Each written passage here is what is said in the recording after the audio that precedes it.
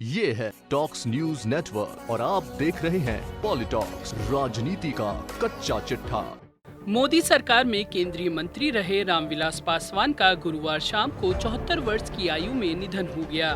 पासवान के निधन के बाद तमाम दलों के नेताओं ने गहरा शोक जताते हुए उनको राजनीतिक क्षेत्र का दूरदर्शी नेता बताया। सही मायने में रामविलास पासवान को राजनीतिक जगत का मौसम वैज्ञानिक कहा जाता था। केंद्र में सरकार किसी भी राजनीतिक दल की रही हो, लेकिन रामविलास पासवान हमेशा सत्ता में बने रहे। यहाँ हम आपको बता दें कि उन्होंने हमेशा चुनाव के पहले गठबंधन किया, चुनाव के बाद कभी नहीं किया। अपनी सियासी पारी में 5 दशक तक रामविलास पासवान कई बार कांग्रेस के साथ तो कभी खिलाफ चुनाव लड़ते और जीतते रहे। 1969 में पहली बार विधानसभा चुनाव जीतने वाले पासवान ने कभी पीछे मुड़कर नहीं देखा। पासवान ने 11 चुनाव लड़े, जिनमें 9 में उनकी जीत हुई। पासवान के पास 6 प्रधानमंत्रियों के साथ उनकी सरकार में मंत्री रहने का रिकॉर्ड है।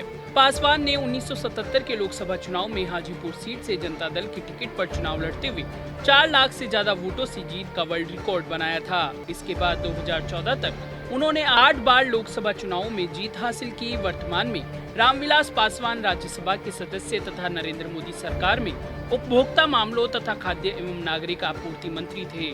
जब रामविलास पासवान कांग्रेस सरकार में केंद्रीय मंत्री थे, तब वह भारतीय जनता पार्टी की नीतियों का मुखर होकर तीव्र विरोध करने के लिए जाने जाते थे। उसके बाद एनडीए सरकार में केंद्रीय मंत्री भी रहे। रामविलास पासवान के निधन पर राष्ट्रपति रामनाथ कोविंद, प्रधानमंत्री नरेंद्र मोदी, गृह मंत्री अमित शाह, रक्षा मंत्री राजनाथ सिंह, कांग्रेस के पूर्व अध्यक्ष राहुल गांधी, सोनिया गांधी, प्रियंका गांधी समेत तमाम केंद्रीय मंत्रियों ने शोक जताते हुए श्रद्धांजलि दी है। वहीं दूसरी ओर अपने लोकप्रिय नेता को खोने के बाद बिहार की जनता शोक में डूब गई है। लोक जनशक्ति पार्टी की स्थापना साल 2000 में रामविलास पासवान ने की थी। पासवान पहले जनता पार्टी से होते हुए जनता दल और उसके बाद जनता दल यूनाइटेड का हिस्सा रहे, लेकिन जब बिहार की सियासत के हालात बदल गए तो उन्होंने अपनी पार्टी बना ली। रामविलास पासवान ने एलजेपी का गठन सामाजिक न्याय और दलित पीड़ितों की आवाज उठाने के मकसद से किया था। एलजेपी ने 2004 के लोकसभा चुनाव में 4 सीटें जीती। 4 सीटों के साथ ही वो यूपीए का हिस्सा बने। लालू प्रसाद यादव की राष्ट्रीय जनता दल भी कांग्रेस के साथ यूपीए सरकार का हिस्सा थी। रामविलास पासवान को केंद्र में मंत्री भी बनाया गया। एक समय जब एलजेपी सत्ता से बाहर थी, लेकिन एनडीए में ऐसे समीकरण बदले कि एलजेपी को फिर से सहारा मिल गया। 2013 में बीजेपी ने गुजरात के तत्कालीन मुख्यमंत्री नरेंद्र मोदी के चेहरे पर 2014 का लोकसभा चुनाव लड़ने का ऐलान कर दिया।